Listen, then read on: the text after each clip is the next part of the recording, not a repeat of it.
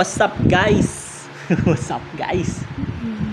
Ngayong araw na to magbabaklas tayo ng ano ba tawag dito? Air adjustment ng karburador ng Mio Salty. Eto, hindi ko na na-videohan kung paano siya nabaklas. Eto na siya, baklas na nakalimutan kong videohan.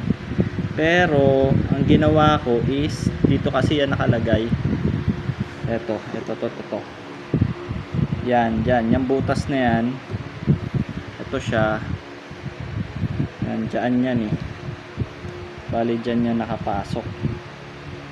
Ayan, kita. Ayan dyan siya nakapasok. Ganyan. So matigas, nagkaroon ng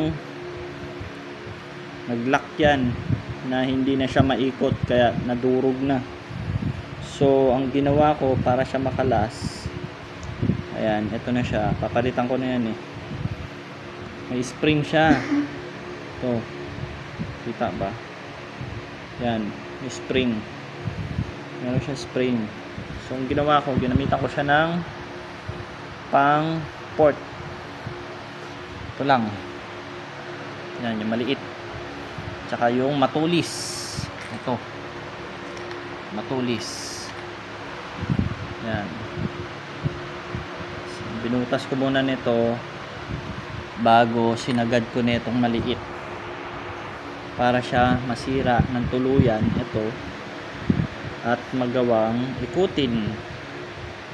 Yan, ikutin. Ito. Yan, nag-focus na siya. Yan, ayan. So papalit tayo ngayon. Medyo nadali ko ng konti sa gilid. Ayun, may uka.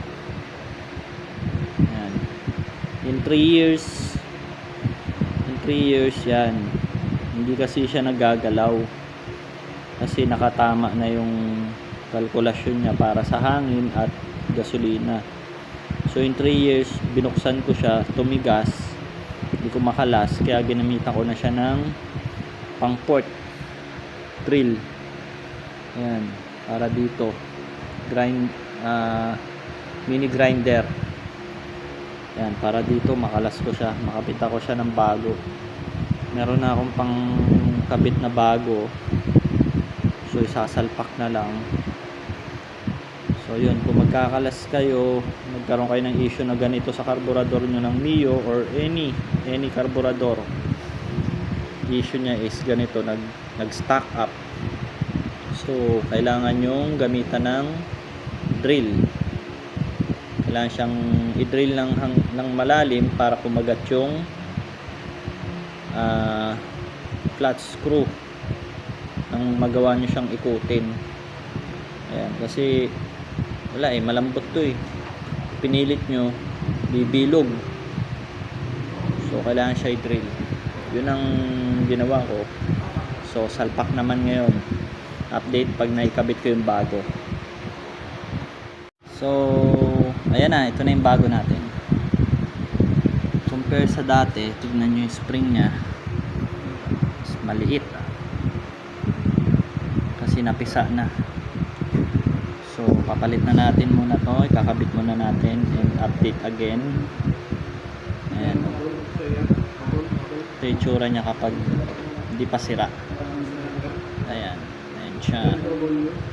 Well, actually second hand to sa tropa, binigay lang sa akin. Meron naman ako pero binigyan pa rin niya ako, kaya sasalpak natin to. So mamaya na lang, update later. Ciao. Okay, update tayo. Ayan na siya, nakakabit na.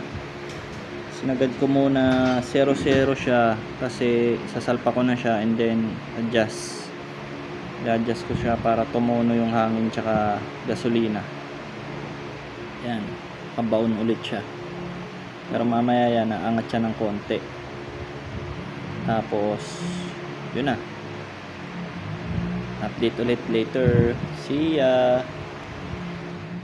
Okay, pagkatapos ng karburador, naisipan ko baklasin na yung CVT ko kasi asan na yung, ayun, kakabit tayo ng clutch spring, dahil yung dati nating ikakabit sana na MP hindi kasya. So namili tayo ng bago NCY. Ito siya, kakabit natin dyan. Ito yung stock, wala na eh. Yung iba dito hindi na nagpa-function na maayos. Tapos dagdag info lang, ito sa torque natin.